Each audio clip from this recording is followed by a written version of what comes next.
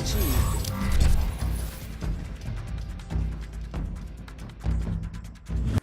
Welcome back to Kamikaze Overdrive MMA Predictions. As always, I am your host, Scott Johnson, and on this edition of the show, we're taking a look at UFC 150, Henderson versus Edgar, and we'll get into that in a second.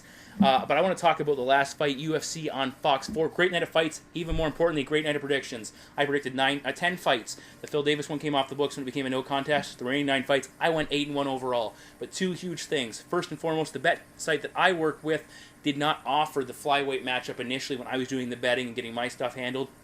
So all 8 fights I bet on, I got all 8 of them right. Not only did I get the 8 fighters right, I got all 8 outcomes right, and it produced the biggest financial return I've ever had in my gambling history, and I've been betting for a long time. It was massive. And for those of you who bought the bet packs, most likely had similar success. I hope you did as well, because I nailed multiple parlays in the bet packs. Almost every single fight breakdown based on the betting odds was bang on, including saying, Ulysses Gomez, there were a couple X factors there might make you stay away from that fight. My value picks, number 1, Haniyaya paying $270. I hit the top 4 in my value picks. I also had Nam Pham as a value pick. Huge payout there. Joe Lozon and Manny Gambarian all to win their fights. My confidence picks I did very well in as well.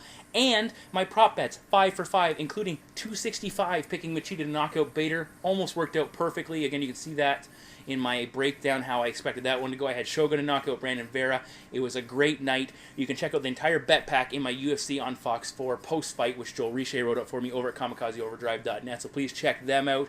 And I encourage you, UFC 150, hopefully another good night.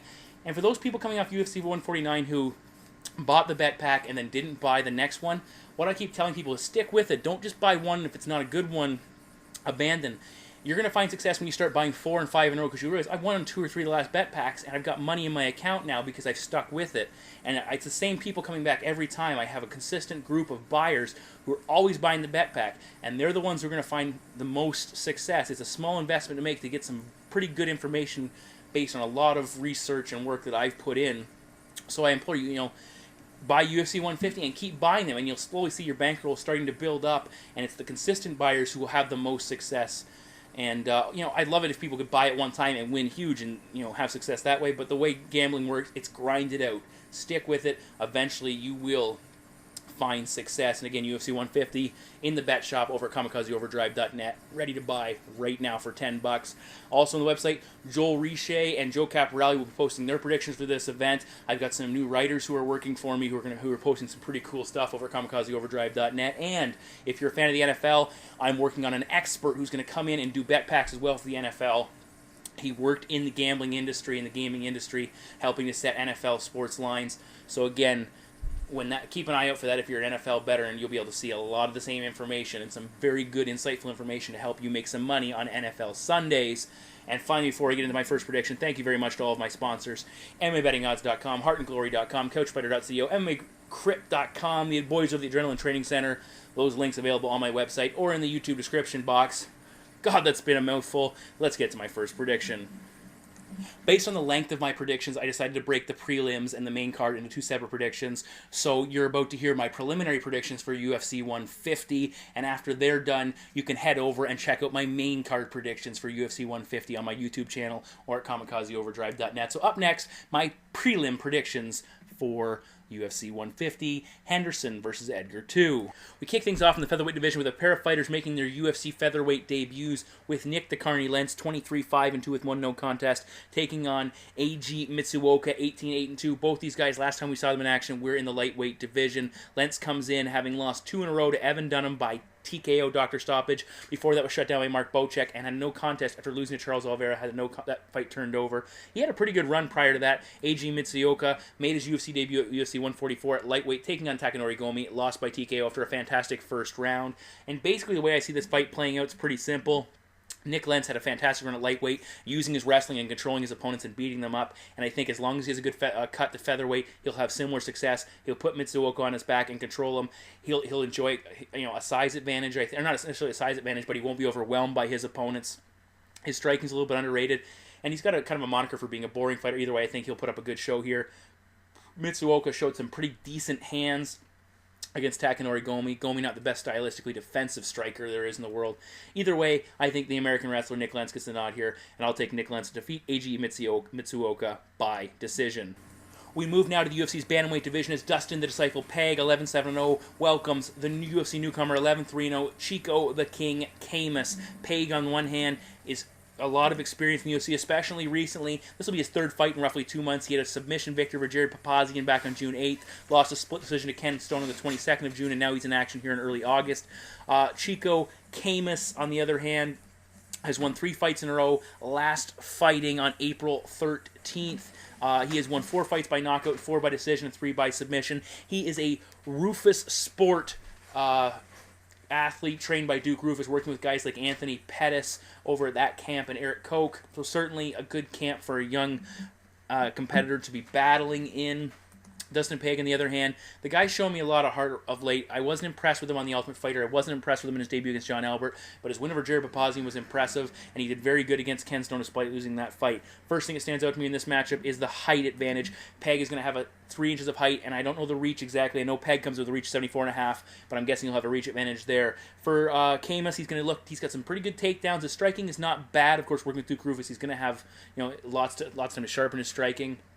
But I think his bread and butter here will be try and get low, get on a single, get on a double, and put Peg on his back. But if he does that, he's going to have to deal with the long limbs of Dustin. Dustin has 8 wins by submission. He's more than competent defending himself on the ground, and certainly I think that will, and on the other side of things, if it stays standing, I like Peg's reach. He's a pretty decent striker, and he works very well from the clinch. Camus has had some success in some lower promotions, but as far as I can tell, he really has. This is a big step up in competition for him, and I think it's going to be a little bit much. So I'm going to take Dustin Peg, who's going to be very comfortable considering this will be his 3rd fight in a short period of time. I'm going to take Dustin Peg to defeat Chico Camus, and I'm going to take Peg to do it by submission.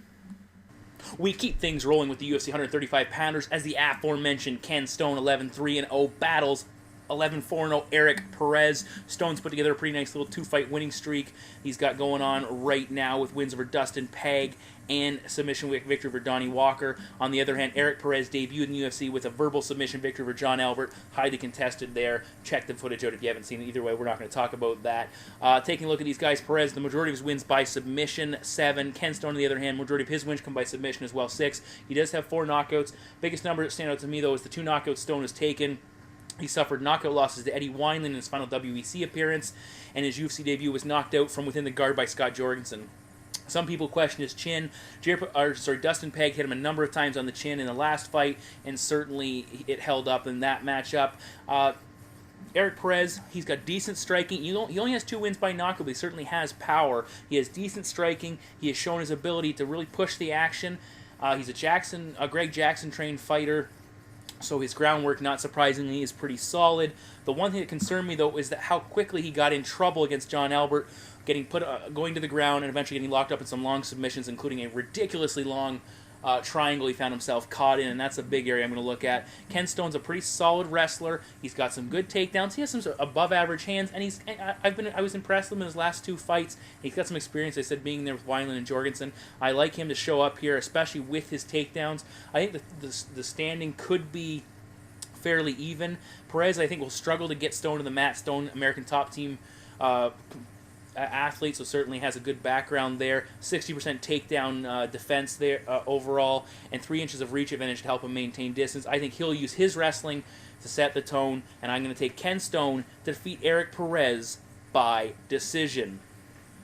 Continuing with my prelim predictions, we now head to the UFC's middleweight division as Jared the Messenger Hammond, 13-4-0, battles Michael Cooper, 11-1-0. Taking a look at Hammond, he's coming off a vicious knockout defeat at the hands of Konstantinos Philippou back at UFC 140, while Michael Cooper made his UFC debut at UFC 143, losing a decision to Rafael Natal. Now, the way I look at this here, Hammond does not look like a fighter by any stretch of the imagination, but this is one tough dude. Look back at some of his matchups. His war with Kyle Kingsbury was absolutely ridiculous. He took damage and just kept coming forward. Against CB Dalloway, he got beat up in the opening round in his middleweight debut, and then when Dalloway gassed, Hammond dominated him from the get-go. Overall, Hammond has 10 wins by knockout, 3 losses by knockout, because he is a go-getter. 2 wins by submission and 1-1 in the decision category. Michael Cooper, on the other hand, 6 wins by knockout, 4 wins by submission. He's 1-1 decisions. That was his first career loss in his UFC debut. The guy's a blue belt in Brazilian Jiu-Jitsu, a black belt in Judo.